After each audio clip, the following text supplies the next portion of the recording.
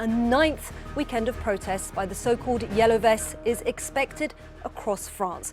As the country's interior minister warns, police are mobilised and ready to face yet more violence. Well, Christophe Castaner also claimed that more than half of the 3,000 speed cameras across France have been vandalised by the Yellow Vests and promised what he called significant resources will be readied to tackle more destruction.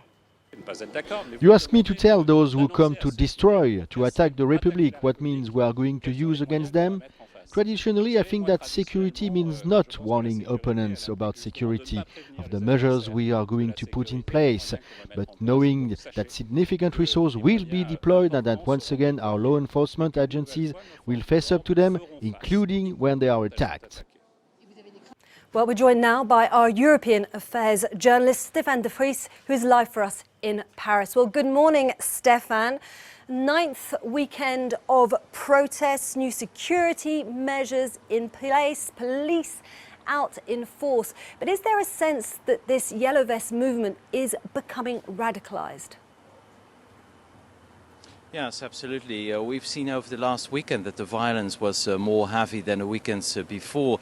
There are also many reports of politicians being threatened, receiving bullets by the mail. A lot of journalists have been beaten down or chased in the roads of Paris and other big cities in France. And people who try to who approach roadblocks and they do not show yellow vests, they're basically harassed and sometimes even physically harassed. So the movement seems to be radicalizing, and the government is taking again extreme measures for this ninth weekend of protests. Over 5,000 police officers will be present in the streets of Paris and about 80,000 in the rest of the country.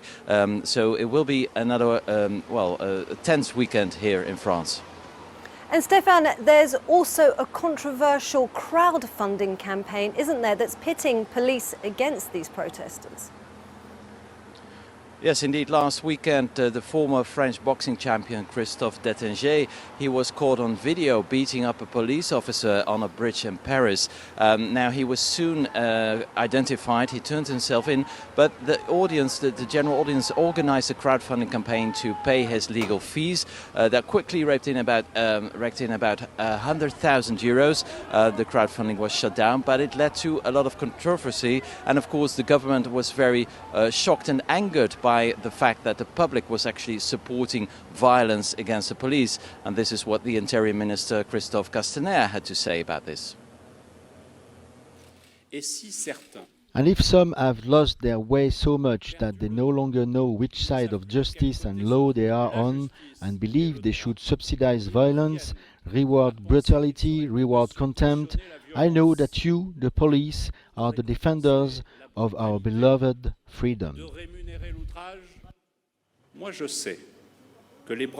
same time, there was also another crowdfunding campaign organized, this time for the police officers, and there's already 1 million euros in that crowdfunding. So this Yellow Vest movement is also turning into a battle of the crowdfunding. And of course, this weekend, the French government is again preparing for a heavy weekend protests in Paris, in La Défense, the business district, and also in Bourges, in the center of the country. So it will be another tense weekend for the ninth consecutive week here in France during the protests of the Yellow Vests.